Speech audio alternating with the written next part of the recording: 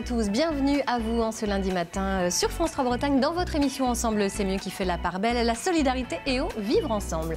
Voici le sommaire du jour. Allez, nous commencerons d'abord par nous intéresser au glyphosate, un ingrédient de désherbant controversé.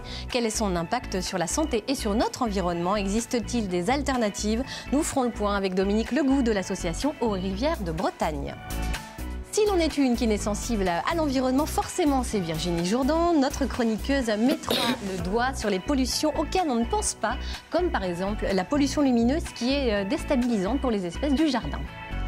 Tiens, justement, nous nous intéresserons également aux mammifères bretons. Quels sont ceux présents dans notre région? Certains sont-ils menacés? Comment les préserver? La réponse à toutes ces questions, ce sera avec Thomas Lecampion, chargé de mission au groupe mammalogique breton. Nous parlerons aussi d'emploi avec Sébastien Hainaut, notre expert en recrutement. Et puis, il sera question de l'accès à la lecture pour tous, avec des solutions proposées aux personnes atteintes de dyslexie. C'est ce que nous expliquera dans un instant Françoise Zarnowski, bibliothécaire indépendante, fondatrice de Bibliopass à Cesson-Sévigné. Voilà pour le menu. Bienvenue à vous, bienvenue à tous. Bienvenue à vous, Catherine, également, évidemment. Bonjour Laurence. Bonjour. Qu'est-ce que vous attendez d'une émission sur le glyphosate? Mais oui, mais je suis super contente. Ah bah oui. Déjà une bonne tartine de glypho au matin. Là, c'est le coup de barre de 11h, donc c'est top. Et puis, bon, j'avoue, je suis un peu méfiante parce que je fais partie de la génération quand même qui a survécu à la vache folle, au steak haché à la vache folle à la cantine. On a mangé des lasagnes au cheval, donc j'aurais tendance à dire méfiant, mais prête à tout. Alors pourquoi pas le glyphosate? Qu'est-ce que c'est le glyphosate déjà? Bah oui, parce qu'en fait, on entend tout le temps ce mot-là, mais finalement, qu'est-ce que c'est exactement? Eh bien, j'ai regardé Wikipédia pour vous, Laurence. Le glyphosate est un herbicide foliaire systémique total. Voilà, total. Pas qu'à moitié, quoi. Pas qu'à moitié, non sélectif. Donc c'est pour vous dire qu'il y va. C'est un peu l'antibiotique du champ. C'est-à-dire quand il arrive, il n'y a plus rien qui repousse et puis c'est pour ça qu'on l'utilise. C'est un peu comme le Stade Rennais en ce moment. Ouais. Voilà, ils dégomment tout sur leur passage. Arsenal, Caen, voilà, ils dégomment tout. Donc c'est ça en fait, mais... L'antibiotique, attendez, l'antibiotique c'est quoi? C'est pas automatique, c'est ce qu'on se dit. Voilà, l'antibiotique ça fait partie de ces médicaments où on a plus de maladies après qu'avant, donc c'est assez pratique. Mais je me suis dit pourquoi arrêtons d'être méfiants un moment. Oui, certes, on a dit que en 2015, donc le cirque qui émane des Nations Unies a dit en 2015 que c'était un cancérogène probable. Mais voilà, probable n'est pas certain. Donc allons-y. Moi, si je me balade dans une forêt et qu'on me dit il y a probablement un tueur en série à l'autre bout du bosquet, j'y vais. C'est pas certain. On y va, on sifflote. Mais oui. Si mon conjoint me dit écoute, j'ai probablement une maladie vénérienne, bah allons-y. C'est pas certain, c'est probable, donc vivons un peu en attendant le glypho. Mais je vais quand même manger du boulgour bio en attendant, juste histoire qu'on sache si c'est sûr ou pas, si ça vous dérange pas. Donc, pas de souci, aucun problème. Hâte d'en savoir plus en tout cas. Et ben justement, on va en savoir plus tout de suite en images. Le glyphosate, qu'est-ce que c'est? La réponse. Psst, tu veux du glyphosate? J'en ai du bon. Police des jardiniers, vous venez de commettre une infraction. Sachez que depuis le 1er janvier, les produits à base de glyphosate sont interdits aux particuliers. La substance chimique est créée en 1950 par un chimiste suisse. En 1950, on ne saute pas de joie, mais on découvre vite que c'est très utile pour détartrer les tuyaux. Mais en 1974, la société Monsanto a l'idée d'en faire un herbicide qui extermine toutes les plantes sans distinction, du feuillage aux racines. Et chose incroyable, on peut même travailler la terre quelques heures après. Un tiers des désherbants utilisés sur le sol français contiennent du glyphosate. C'est beaucoup. On en trouve des dérivés dans nos rivières, nos aliments et même dans nos urines. Chouette. Bon, si c'est autorisé, c'est que c'est pas si mauvais. Ouais, pas évident. En fait, certains scientifiques pensent que c'est cancérigène. Du coup, entre ceux qui veulent le faire interdire et ceux qui l'utilisent toujours, le débat est vif. Car pour les agriculteurs, se passer du glyphosate, c'est beaucoup de moyens supplémentaires et de travail en plus. Alors agrochimie contre écologie, le combat continue. Voilà, allez, on va aller plus loin sur ce sujet du glyphosate qui est notre thématique du jour dans Ensemble c'est mieux. On va aller plus loin avec Dominique Legout. Bonjour à vous. Bonjour. Vous êtes chargé de mission santé pesticides chez Eaux et Rivières de Bretagne. Alors, on va revenir sur la définition du glyphosate parce que c'est très important de se pencher dessus. Qu'est-ce que c'est exactement ? Bon, on a déjà vu pas mal d'éléments Oui. dans ce qui a été dit précédemment. Le glyphosate, en fait, c'est un ingrédient d'une recette de désherbant. La recette la plus connue étant celle du Roundup. Et donc, il faut savoir que le glyphosate, c'est à peu près un tiers de la recette. Donc, c'est ce qu'on appelle une matière active. C'est ce qui fait l'effet poison. Donc, pour un désherbant, en l'occurrence, c'est ce qui va tuer la plante. Mais il faut savoir que dans le reste de la recette, on va mettre d'autres produits chimiques qui ne sont pas forcément sans danger non plus. Par exemple, des conservateurs, des agents qui vont favoriser la pénétration du glyphosate dans la plante, etc. etc. Donc le glyphosate, c'est ça. C'est un ingrédient, c'est un pesticide parmi des milliers d'autres qui existent, mais c'est pas, à lui seul, il ne fait pas tout. D'accord. Est-il très présent en Bretagne, où forcément l'agriculture est particulièrement présente ? Alors effectivement, c'est une matière qui est présente. Alors il y en a à peu près 600 tonnes de vendus en Bretagne pour l'année 2017, sur les 3000 tonnes totales de pesticides vendus en Bretagne. Donc c'est pas négligeable, ça fait un cinquième. On n'est Par rapport à d'autres régions. Voilà, c'est ce que... Dans quelle proportion c'est présent par rapport On n'est pas les meilleurs, on n'est pas les plus... on n'est pas les pires. On n'est pas les pires. Si on prend par exemple le premier vendeur de glyphosate, le premier département breton, c'est le Finistère, et il est 11e au niveau national. Donc c'est pas, voilà, on n'est pas les pires. La difficulté, c'est que bon, voilà, ils sont vendus certes, mais ils sont appliqués aussi sur notre territoire. C'est plus ça. Voilà, et donc on va les retrouver principalement dans nos cours d'eau. Il faut savoir que les désherbants, les herbicides sont les matières qu'on trouve le plus fréquemment dans les cours d'eau. Alors quel est son impact sur l'environnement, sur notre santé ? Ça, c'est vraiment la question essentielle. Alors, bien évidemment, on s'inquiète de conséquences sur la santé humaine. On a parlé qu'il était cancérigène probable. Mais pas certain, comme l'a dit Catherine. Mais bon, oui, en gros, il est potentiellement dangereux. Voilà. Moi, j'aime bien le principe de précaution. Oui, voilà. Oui, bah aussi. Mais effectivement, il n'y a pas d'études qui certifient un lien avéré entre le glyphosate et une maladie en particulier. Il y a des faisceaux de soupçons, etc., etc. Mais c'est vraiment des exercices qui ne sont pas simples de lier une maladie à un produit, surtout parce que ce produit, il n'est pas tout seul dans l'environnement. Il y a d'autres molécules. Et ce que je disais tout à l'heure, la recette du Roundup, par exemple, on avait montré que c'était finalement pas le glyphosate qui était, même s'il est toxique, c'était pas le glyphosate qui était le plus toxique dans la recette. Il y avait d'autres éléments qui étaient encore plus toxiques que lui. Ouais. Enfin bon, il fait quand même partie du cocktail un peu toxique. Voilà. Est-ce qu'il y a un cadre légal précis lors de son utilisation ? Alors, il y a différentes choses selon qu'on soit professionnel ou particulier. Alors, on a vu dans le reportage que pour les particuliers, il y a eu un changement récemment.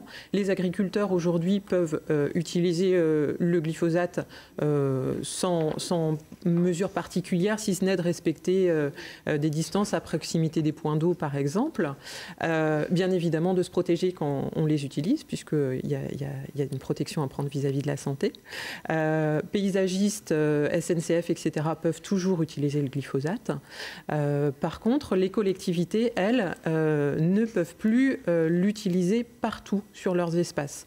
On a depuis quelques années maintenant la loi Labbé qui est entrée en vigueur. C'est une loi qui n'interdit pas complètement l'usage des pesticides sur le territoire communal, mais qui le limite très fortement. Donc le glyphosate fait partie des molécules qu'on ne peut plus utiliser partout sur une commune. Mais, et puis il y a certaines communes qui vont plus loin que la loi Labbé sûr. et qui se passent de pesticides. Alors je vous propose qu'on regarde tout de suite un exemple sur la commune de Châteaugiron en Ille-et-Vilaine, où nous retrouvons tout de suite Karl Brozek. Olivier, bonjour. Bonjour. Alors depuis le 1er janvier 2019, si je ne m'abuse, l'usage des pesticides, et en particulier du glyphosate, est interdit. Mais dans les communes, ça se passe comment ? Alors dans les communes, c'est un peu plus ancien que ça date du 1er janvier 2017.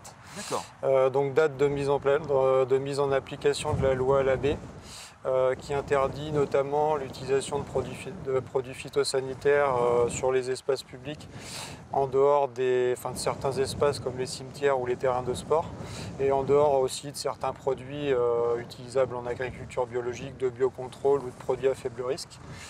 Donc nous, ça fait déjà 2 ans qu'on est soumis à cette réglementation qui est entrée en application effectivement au 1er janvier 2019 pour les particuliers. Alors en l'absence de toute cette chimie, il a fallu revenir à des bonnes vieilles méthodes ou inventer des nouvelles méthodes? Un peu des deux. Donc on est revenu à d'anciennes méthodes, effectivement le désherbage manuel, qu'on utilise beaucoup aujourd'hui. Donc là c'est de l'arrachage, tout simplement à la main. L'huile de coude, la bonne vieille L'huile de coude ou de la binette, donc ces méthodes-là. Et il y a aussi différents outils qui sont apparus. Il y a une gamme assez complète aujourd'hui, donc des outils thermiques, des outils mécaniques. Est-ce qu'il y a d'autres procédés pour lutter contre les mauvaises herbes? Oui, alors en dehors des méthodes curatives, on a aussi des moyens préventifs, notamment l'utilisation de paillage dans les massifs. Alors le paillage, qu'est-ce que c'est? Alors le paillage, il y a différentes sortes de paillage. Le plus utilisé, le plus couramment utilisé, c'est le broyage de branches et de déchets verts. Donc nous, on a acheté un broyeur de branches. Donc entièrement naturel, on ne les traite pas, on ne fait que les broyer. Voilà, tout à fait. Ça permet aussi de valoriser nos déchets verts. Donc on broie nos branches et on réutilise le produit en paillage de massif. Ça fonctionne, c'est tout aussi efficace qu'avec des pesticides, ou alors est-ce que il reste un petit peu de verdure, de mauvaises herbes à droite à gauche, mais il faut s'y habituer?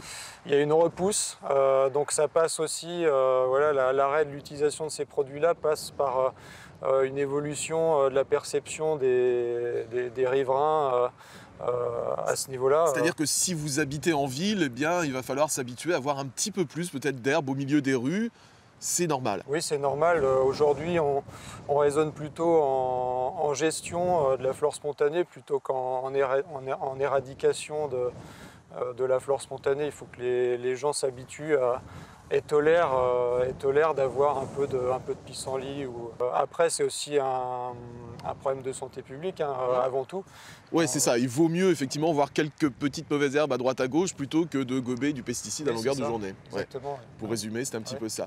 Ici, on se trouve dans un espace vert un peu particulier. Vous pouvez nous expliquer pourquoi, ce que font ces chevaux ici, dans Château-Giron, dans ces pâtures? Alors on utilise des animaux pour entretenir certains espaces. Donc on parle aujourd'hui de gestion différenciée des espaces verts.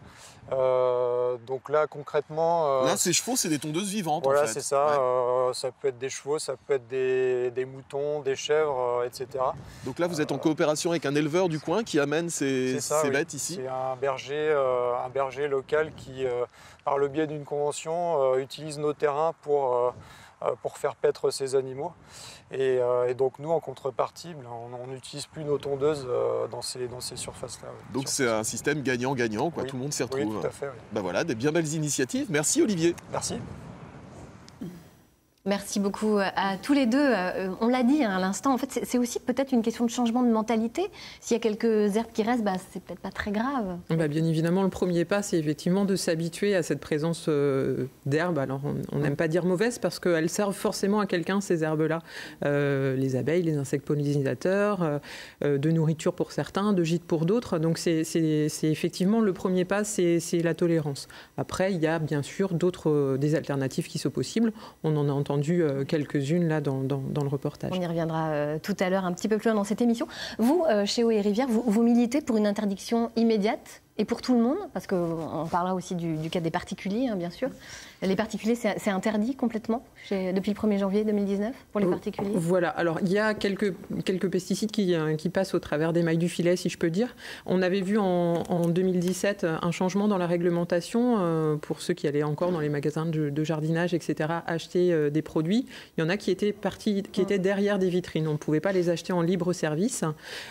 Et donc depuis le 1er janvier 2019, les produits qui étaient derrière des vitrines ne sont plus le particulier ne peut plus ni les acheter, ni les utiliser, ni même les détenir. Donc on invite bien évidemment les particuliers à faire le ménage dans l'abri de jardin et à ramener leurs produits dans les déchetteries puisqu'elles sont agréées pour les recevoir, plutôt que bien évidemment les utiliser.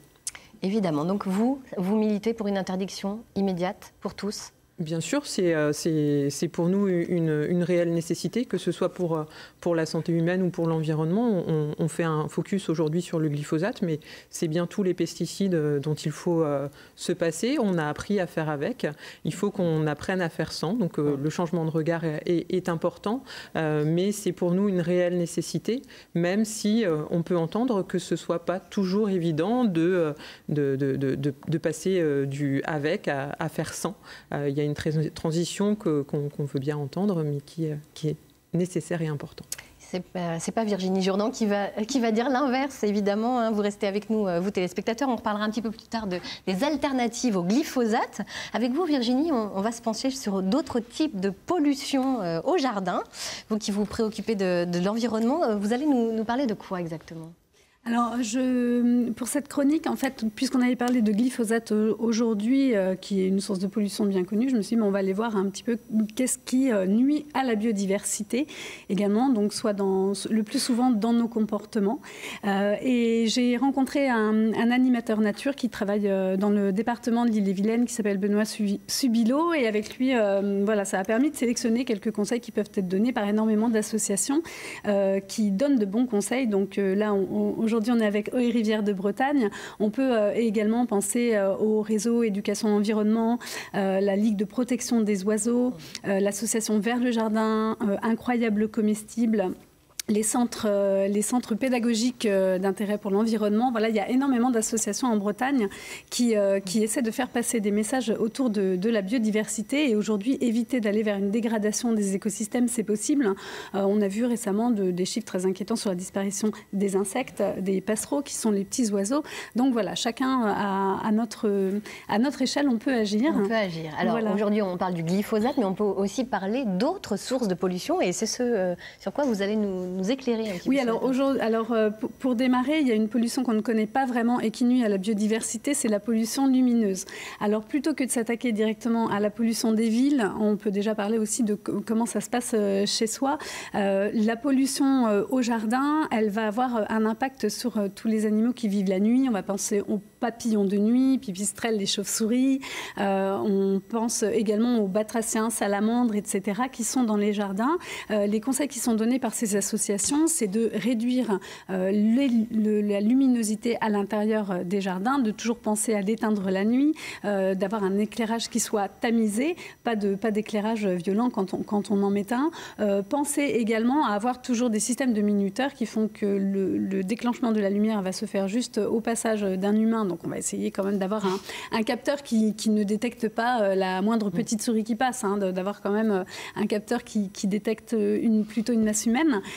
Ça va permettre donc au jardin la lumière va s'allumer, va s'éteindre de manière automatique. On va rapprocher aussi la lumière du pas de la porte pour éviter au maximum de nuire au cycle circadien de la faune, puisqu'elle a son rôle à jouer dans les écosystèmes. Alors vous parliez de l'humain tout à l'heure, c'est aussi un prédateur du végétal. Oui, alors c'est ce qui ressort beaucoup lorsqu'on parle avec les associations, et on en a parlé tout à l'heure, c'est ce changement d'habitude et ce changement de vision du jardin. Donc ces associations militent aussi pour la présence de friches à l'intérieur des jardins. Qu'est-ce que ça signifie ? On a commencé à l'aborder. Par exemple, on pense au pissenlit. Le pissenlit, c'est une plante mellifère qui fonctionne très très bien. Les abeilles sauvages type bourdon aiment beaucoup cette fleur jaune qui est vraiment très riche.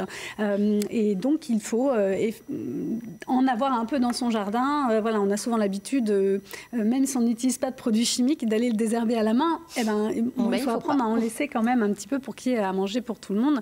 Les autres conseils qui sont donnés, par exemple, c'est d'aménager ces espaces de friches. Ça peut être un petit tas de pierres à l'intérieur du jardin pour qu'il puisse y avoir, par exemple, on pense au lézard des murailles qui va pouvoir nicher à l'intérieur. On va penser également à des tas de feuilles. Voilà, donc garder des espaces à l'intérieur desquels les hérissons peuvent, ils adorent les tas de feuilles, pouvoir se protéger dedans. Et c'est une espèce qui est protégée depuis 2007. Donc il y a un intérêt à essayer d'aménager dans son jardin des espaces comme cela. Et on va penser aussi aux fleurs. Alors garder favoriser les plantes plutôt locales.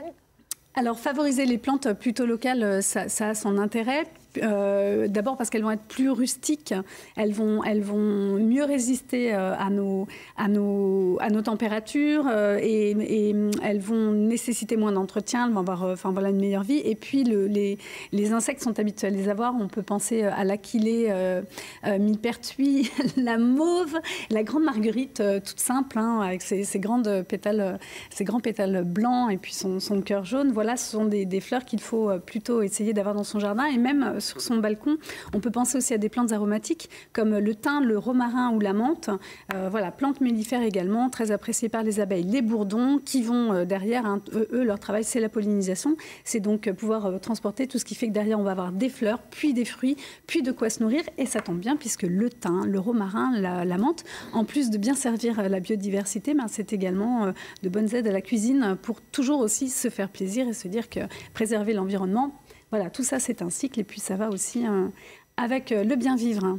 Merci beaucoup Virginie pour tous ces conseils pour préserver la biodiversité. Sébastien, vous avez un jardin ? Oui, j'ai pas de détecteur, mais je me dis que voilà. Il va falloir y penser. Mais c'est vrai que la pollution lumineuse, il faut être clair, on n'y pense pas. C'est pas du tout quelque chose qu'on a en tête. Oui, c'est ça. C'est quelque chose, on va plutôt penser d'abord, quand je rentre chez moi le soir, j'ai envie de rentrer, d'être en sécurité. Quand je rentre tard la nuit, donc je laisse allumer toute la soirée, c'est pas obligatoire. C'est comme les antibiotiques, c'est pas automatique. C'est comme les beaux hortensias, on aurait envie que tout le monde en profite 24 heures sur 24, mettre des grands spots dessus, dommage. Désolée. Notre thématique du jour dans Ensemble c'est mieux, c'est le glyphosate. Vous le savez, vous pouvez, vous, téléspectateurs, nous poser vos questions. Eh bien, c'est ce qu'a fait Valérie du Finistère. On l'écoute tout de suite. Bonjour, Valérie Kéméré, des Lions dans le Finistère. J'ai été agriculteur aussi sur ma commune. J'ai utilisé du glyphosate. Est-ce qu'aujourd'hui, on ne peut pas supprimer le glyphosate et le remplacer par des moyens matériels et humains dans les exploitations ? Valérie, nous allons vous répondre tout de suite en compagnie de Dominique Legout, chargé de mission santé pesticides chez Eau et Rivière de Bretagne. Dominique, est-ce qu'il existe des alternatives au glyphosate ? Oui. Puis c'est un oui franc. Bonne nouvelle. Ouais. Ce qu'on savait faire, on savait faire avant sans glyphosate. Donc forcément, on a quelques solutions. Il y a des solutions pour tout le monde en fait. Le monsieur qui intervient nous parle effectivement en agriculture de solutions. On a parlé de binette tout à l'heure. Il existe en fait des grands outils type HERS, ce genre de choses qui permettent en fait ce qu'on appelle des outils mécaniques qui sont à tracter derrière un tracteur et qui vont permettre de désherber entre les rangs de maïs, de betteraves, etc., etc.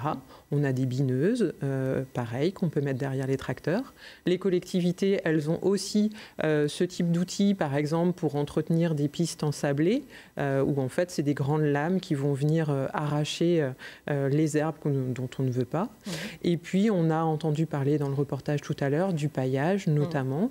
En fait, les grands principes pour éviter de désherber, on l'a dit tout à l'heure, principe premier, c'est de tolérer, bien évidemment. Ouais. De réduire les espaces à entretenir, si on peut.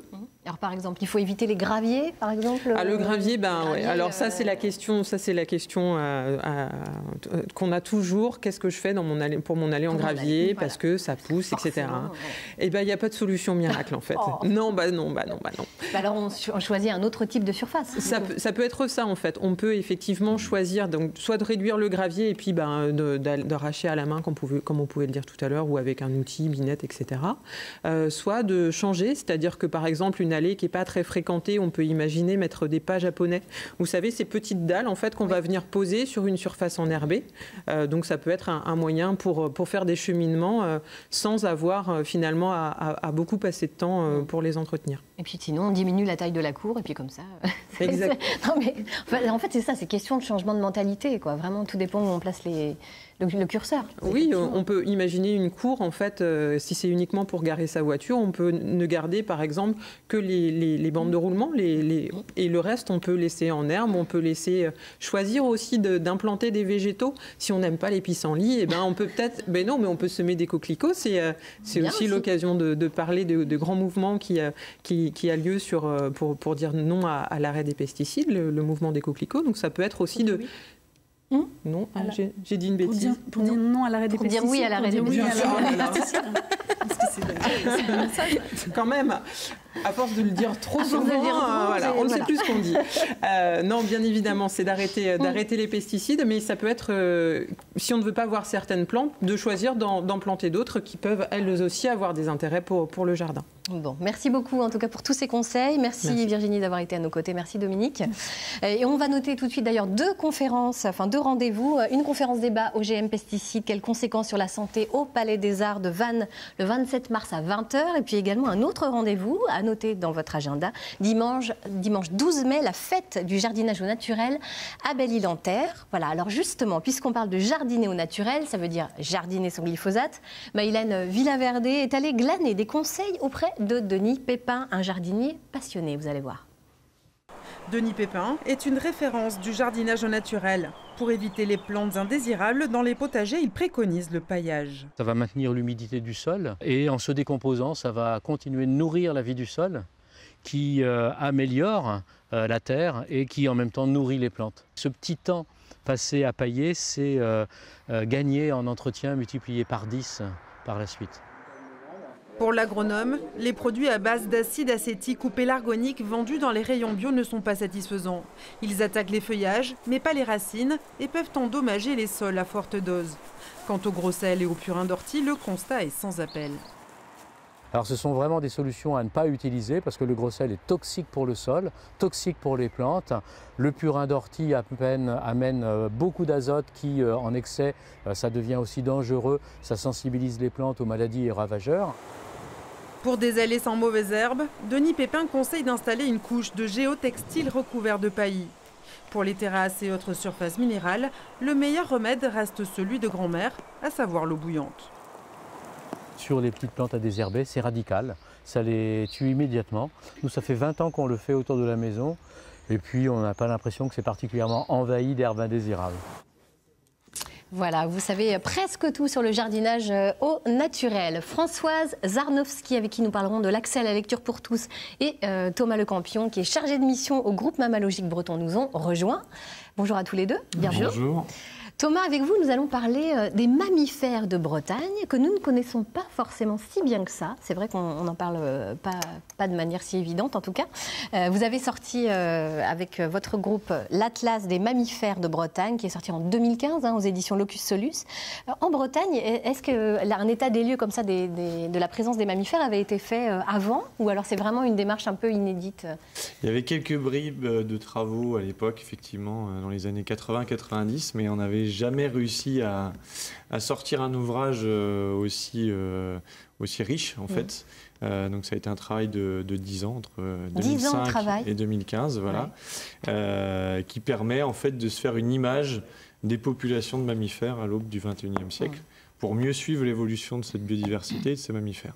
Est-ce qu'il y a des espèces sur lesquelles vous avez fait une prospection un peu plus ciblée, sur lesquelles il vous manquait des éléments? Alors il y a effectivement beaucoup de mammifères qui sont qui mènent une vie un peu secrète, et donc les moyens d'étude sont pas forcément évidents, on les croise pas beaucoup, donc on a certaines espèces comme la loutre, le grand rhinolophe qui est une chauve-souris, ou le muscardin qui est un petit loir qui est présent en Bretagne, mais pour lequel on avait très peu de données. Voilà, on le voit en photo. Il est trop mignon. Il est tout mignon, voilà.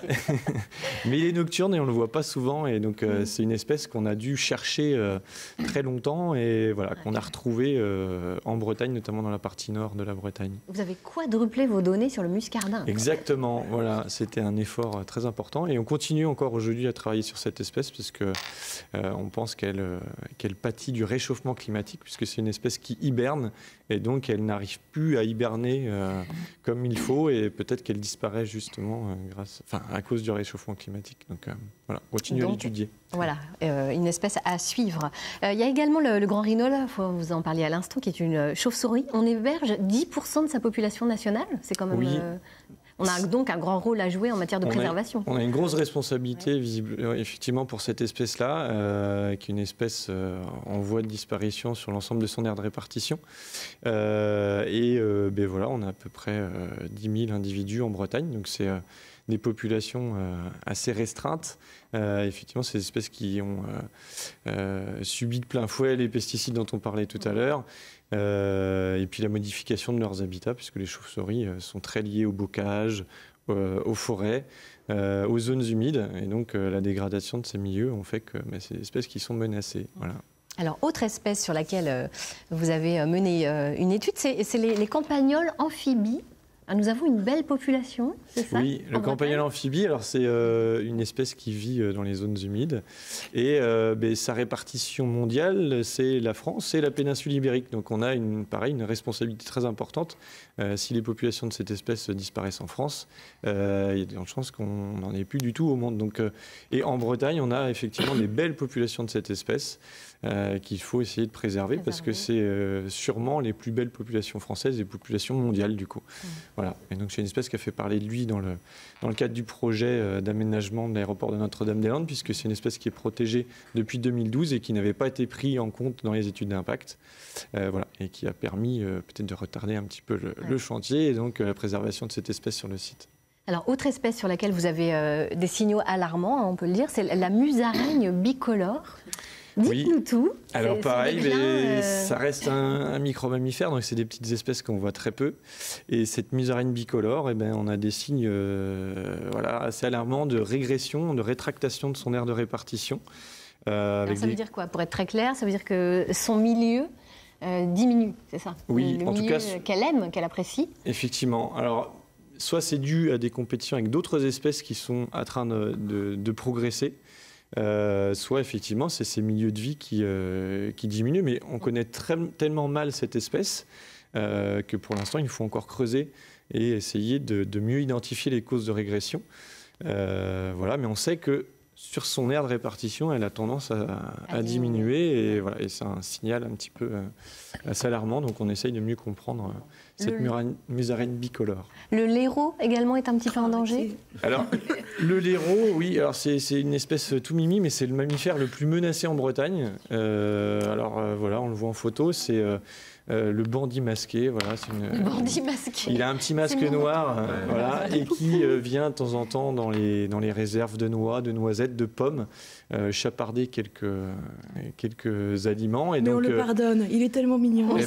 Nous aussi, on lui pardonne, mais du coup, le problème, c'est qu'il est vraiment en voie de disparition en Bretagne. Et voilà, c'est pareil, on connaît très peu de choses sur lui en Bretagne. Alors vous vouliez dire, Thomas, qu'il y avait des petites choses toutes simples à faire pour essayer justement de préserver ces petits mammifères. Par exemple, alors on a évoqué les briques plâtrières. Expliquez-nous ce que c'est et comment on peut faire quelque chose justement pour préserver ces petits mammifères. Alors les briques plâtrières, c'est pour les chauves-souris. En fait, c'est des nichoirs qui peuvent être posés sur des murs, sur de la maçonnerie et qui permet dans chacune des alvéoles qu'un individu de chauve-souris puisse passer l'hiver, puisque ça dort et ça hiberne. Et donc, on peut aussi faire des nichoirs en bois. Tout le monde est capable de fabriquer des nichoirs pour oiseaux. On peut aussi en faire pour les chauves-souris qui voient leur habitat disparaître. Et donc, c'est très important de pouvoir leur offrir un gîte chez soi. Quand on a une maison ou un jardin, on a la possibilité de les accueillir. De les accueillir. Et puis, pareil, même conseil que Virginie, laisser un peu de friche dans son jardin. Mais oui, parce que... Ne pas traquer la moindre mauvaise herbe. Exactement, ça c'est effectivement changer les mentalités pour qu'on puisse avoir un bout de biodiversité dans son jardin, parce que de passer la tondeuse toutes les semaines ou tous les 3 jours, ça détruit des insectes et puis effectivement on n'a pas cette biodiversité qui s'installe. Donc garder des endroits de friche où la biodiversité va pouvoir se révéler et ça fait à manger pour tout le monde, notamment le hérisson. Si vous pouvez aménager des petits passages dans vos grillages, ça permet au hérisson de passer d'un jardin à un autre et de pouvoir augmenter son habitat. Et donc, ce sont des petites choses toutes simples qu'on peut faire au quotidien. Exactement. Merci beaucoup, Thomas.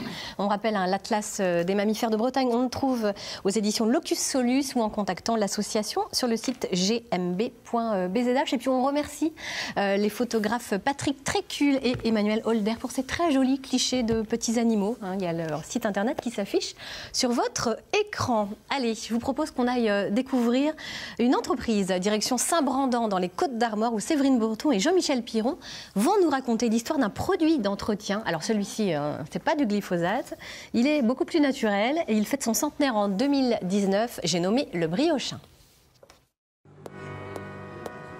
Il était une fois. En économie aussi, il existe de belles histoires. Il était donc une fois, en 1919, un petit marchand cirier de Saint-Brieuc, Raoul Renaud. Ce monsieur a lancé la recette du savon noir avant tout pour les mains, puisque le savon noir est un excellent détachant, c'est un nettoyant, c'est un dégraissant également. Et du coup, cette pâte faite pour les mains a été appréciée par les garagistes, par les artisans. Et c'est là le début de notre histoire. 100 ans plus tard, la recette du savon noir n'a pas changé. De l'huile de lin, de la potasse, un peu d'eau et beaucoup de temps. Le savon noir cuit pendant des heures, sous haute surveillance. Madeleine ne le quitte jamais des yeux. À tout moment, ça peut remonter en fait. Et ça peut partir comme le lait sur le feu en fait. Il faut toujours rester à surveiller et on rajoute l'eau petit à petit. La recette est la même, mais chaque jour différent. La température, l'humidité, l'huile de lin ne sont jamais identiques. Alors régulièrement, le laboratoire vérifie l'efficacité des produits. Paul Kerbourg est devenu champion en fabrication de tâches. On a mélangé du beurre, de la margarine, de l'huile de tournesol, du saindoux et on a ajouté un colorant bleu pour bien voir la salissure. Un chronomètre, quelques gouttes de savon noir, la même quantité d'un autre produit et un robinet d'eau tiède pour seul juge. La démonstration est convaincante. Il y a de nombreux produits qui arrivent sur le marché en permanence et on se doit de vérifier que nos produits, le savon noir et l'ensemble de nos autres détergents sont toujours au moins aussi efficaces que les leaders du marché.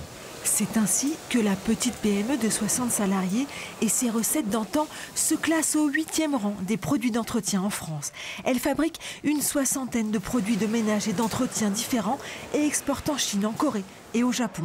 Le bon sens, dit-on au Briochin, est souvent plus fort que le marketing. Les consommateurs aujourd'hui ont de plus en plus peur en fait de ce qu'ils peuvent utiliser chez eux, les produits chimiques. On parle de plus en plus de pollution intérieure et donc le consommateur est sensible à ce qu'il va utiliser. Nous, on utilise uniquement des produits naturels. On n'a pas des grandes campagnes de publicité, mais pour nous, la plus belle des publicités, c'est le bouche à oreille. Une tache de sauce, un vieux meuble à nettoyer, le Briochin aime partager ses astuces et ses remèdes de grand-mère sur Internet ou dans la petite boutique de la marque, Charlotte, guide. Autant je donne des conseils, autant parfois c'est les clients qui me disent tiens, j'ai été nettoyer ça en mélangeant deux produits, le bicarbonate et le vinaigre, et c'était vraiment génial. Donc on pallie comme ça des problèmes et d'un côté et de l'autre, non, c'est super. 100 ans après son invention, Briochin commercialise 1 500 000 bidons de savon noir tous les ans. La belle histoire du petit marchand cirier de Saint-Brieuc se poursuit. Et oui, une belle histoire centenaire qui n'est pas prête de s'arrêter. On va maintenant parler d'emploi avec Sébastien Nour. Sébastien, ce matin, vous allez vous intéresser à l'attitude à avoir lors d'un entretien pour entrer dans une école. Hein. Oui, tout à fait, Laurence. Alors, j'ai une question d'Alexis. Alexis qui m'a posé une question sur le web en me disant, voilà, Sébastien, est-ce que tu pourrais nous conseiller en matière d'entretien, parce que quand est venu le moment, en ce moment, de rentrer dans les écoles, et il passe des entretiens. Donc déjà, la première chose à savoir, c'est qui on a en face de soi, faisant partie moi-même de jury dans des écoles. Donc c'est un mélange de professeurs et de chefs d'entreprise qui sont là pour juger tout simplement des étudiants qui pourraient intégrer une formation l'année d'après. Donc les critères sont à chaque fois décidés à l'avance, donc on a chacun notre grille, et surtout ce qu'on va regarder en fait, c'est, je vais prendre l'exemple de l'INSA, prenant du concret. À l'INSA par exemple, ils ont des critères pour le master. L'INSA, c'est une école d'ingénieurs, voilà, tout à fait. Ils ont un master, par exemple, excellence opérationnelle, Bac plus 5. Donc là, ils vont regarder, par exemple, l'aspect résilience. C'est un master spécialisé sur le changement. Donc, ils vont essayer de voir chez l'étudiant s'il y a une faculté à ne pas avoir de résistance au changement. La gestion du groupe aussi, la cohésion. Est-ce qu'il est capable de vivre en collectivité? Donc, ils vont poser des questions. Et ensuite, l'adéquation de la formation avec ce qu'il a envie de faire plus tard. Donc, vous voyez, il y a des critères qui sont bien spécifiques suivant les écoles où vous voulez aller. Les attentes sont différentes. Exactement. École de commerce, même chose. On va regarder un peu justement ce que l'étudiant a envie de faire. Il y a des choses qui marchent très très fort chez justement les étudiants, c'est la curiosité. Je vous conseille, soyez curieux, curieux, curieux. Et encore curieux. C'est ça c'est franchement, voilà. Quand donc on a un jeune... Quoi, ça veut dire qu'on arrive à l'entretien, on sait déjà des choses sur la boîte ou sur l'école. C'est sur l'école et on se pose des questions sur tout. Voilà, vous avez une passion dans la vie, des loisirs, oui, et pourquoi. Si on a un jeune ou une jeune qui est curieux, déjà, c'est un très très bon point positif là-dessus. La motivation, on sait ce qu'on a envie de faire. Beaucoup de jeunes, aujourd'hui, j'ai un garçon de 17 ans, on lui pose la question, qu'est-ce que tu as envie de faire plus tard? Je ne sais pas. Vous le faites je sais pas. Ouais, non mais... Je sais pas. Ok, mais prenez ça comme un jeu de société. Voilà, c'est un jeu de société. À un moment donné, il y a des règles. Colonel Moutarde. Non, mais c'est ça. Vous arrivez en entretien, même si vous n'êtes pas sûr de ce que vous voulez faire, faites un choix, un plan A, et puis jouez le jeu, quoi. C'est tout.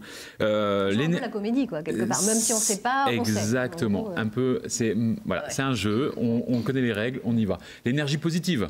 Voilà, on y va, on regarde dans les yeux, on balaye tout le monde. On a tendance souvent à regarder qu'une seule personne ou à faire les petits yeux comme ça.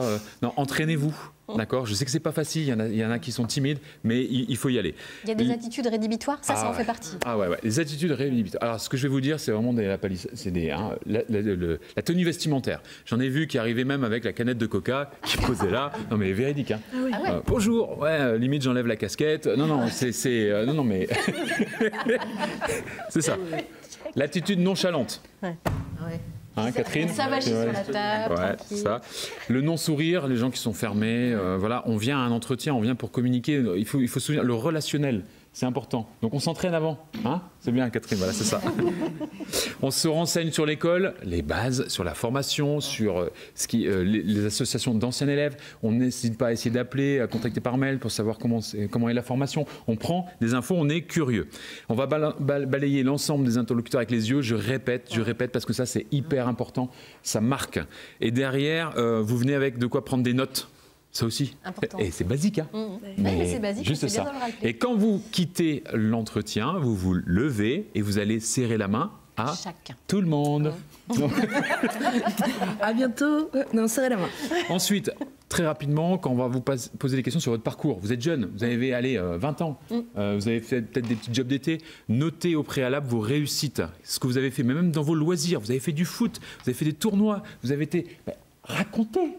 Des passions, on cherche des jeunes aussi passionnés. Si on a quelqu'un en face qui nous parle de sa passion pour le basket, pour le foot, pour la pêche, la musaraigne, tout à fait, exactement.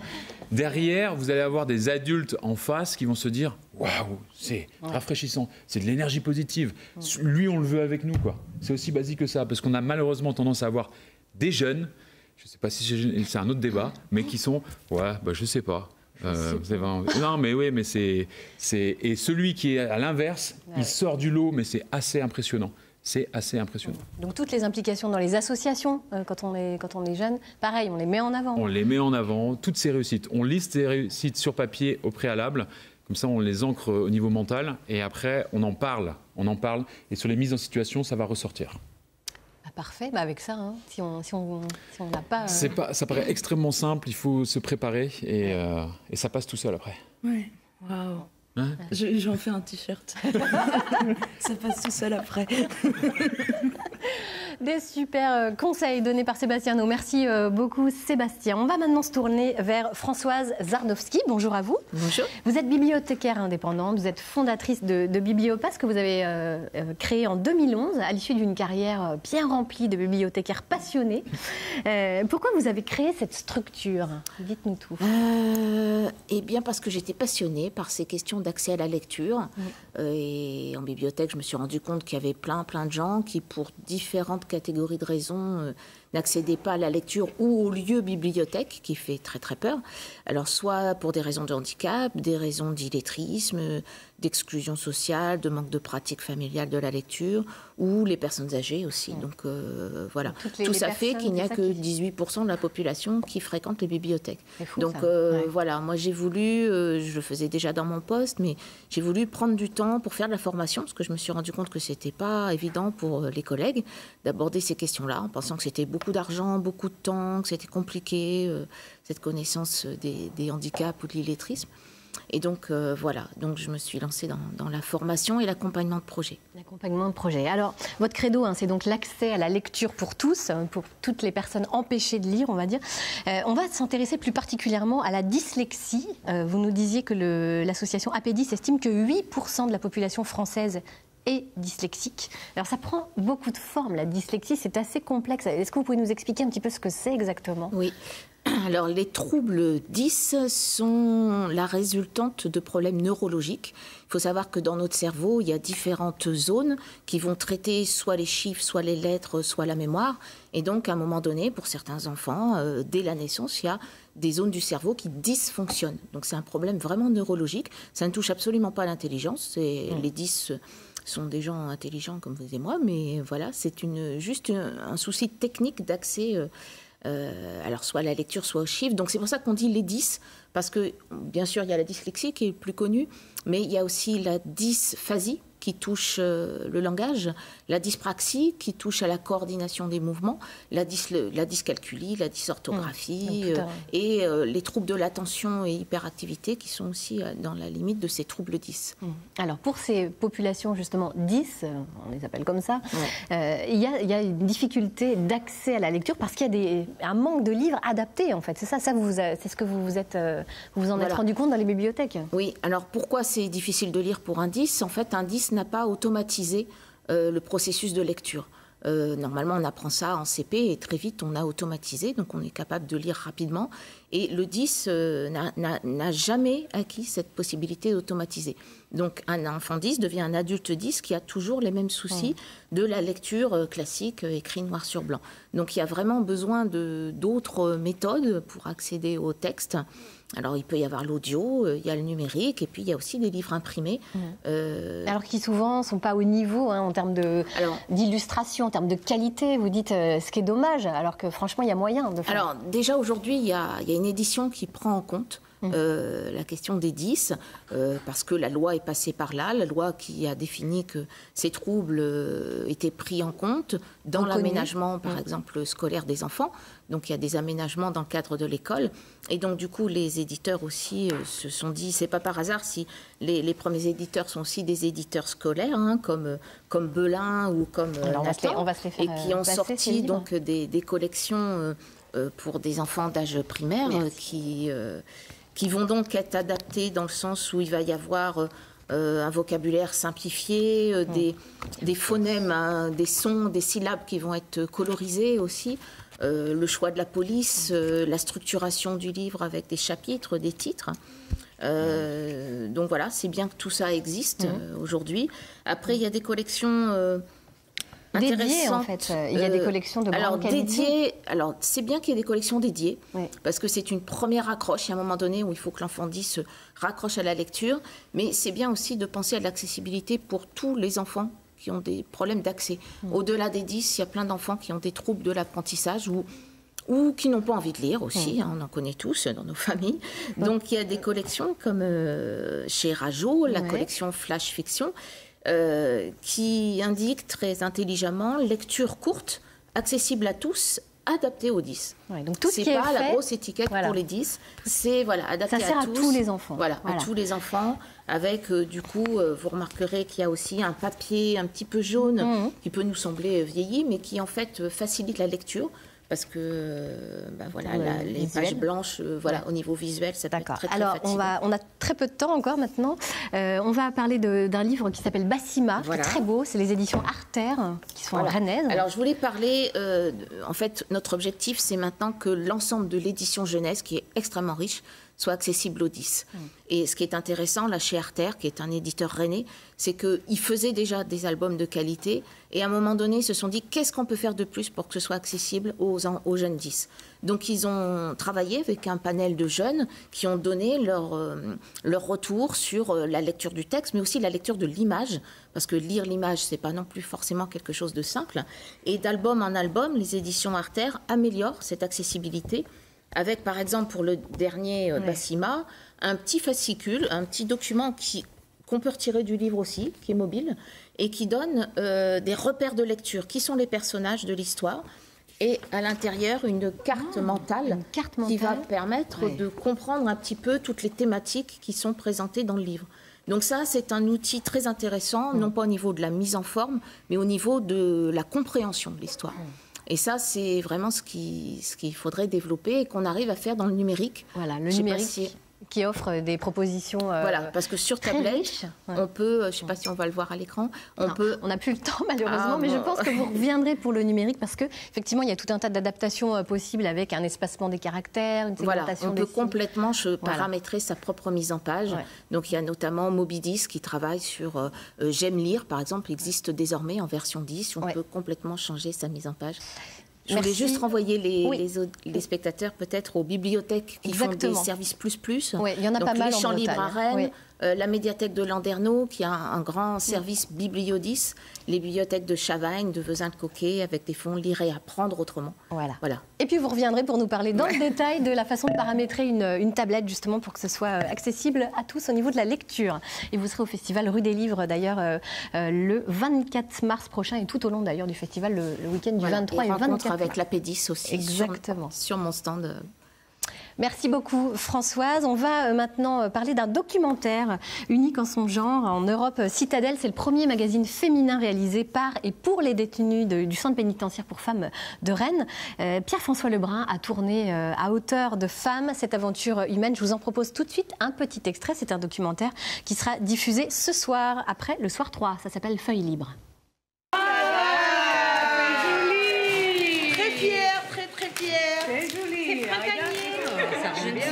Bah carrément, t'as assuré. Avec les initiales. Ouais, j'ai regardé. Attends ton portrait. Ah ouais, mais ça aussi, ça rend vachement bien. Ouais. Ça rend mieux même, je trouve. Regarde, ah ouais, il est superbe. Hein. Je vois pas mon chat. Je suis désespérée. Ah, il est là. Ah, mais il est tout petit. Bah, il fait pas de clin d'œil. Ouais, vous faites tous les paquets, les filles.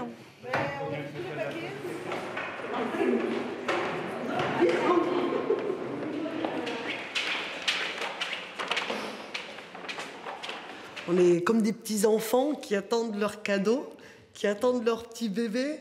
Chacun le fera comme il veut. Mais moi, personnellement, j'ai hâte de voir la couleur, les dessins, enfin, de relire l'article, s'il n'y a pas eu d'erreur, etc. Donc, c'est des moments magiques. C'est des moments magiques et on est félicité par toute l'équipe et c'est ce qui... ça nous fait du bien. Voilà, Feuille libre, un documentaire de Pierre-François Lebrun. Ce sera diffusé ce soir sur notre antenne après le soir 3. En vue d'une prochaine émission, nous attendons vos réactions, cette fois-ci sur le véganisme. Êtes-vous adepte ou pas? Pourquoi? Contactez-nous pour nous faire part de vos témoignages. Pour cela, rien de plus simple. Vous allez sur la page Facebook de France 3 Bretagne où vous nous écrivez un petit mail à cette adresse ecm.bretagne@francetv.fr. On se retrouve demain, mardi, autour du thème des Gritters. Vous savez, ces habitants passionnés par leur ville qui nous accueillent et nous la font visiter. Allez, je vous souhaite une très belle journée. À demain. Kenavo.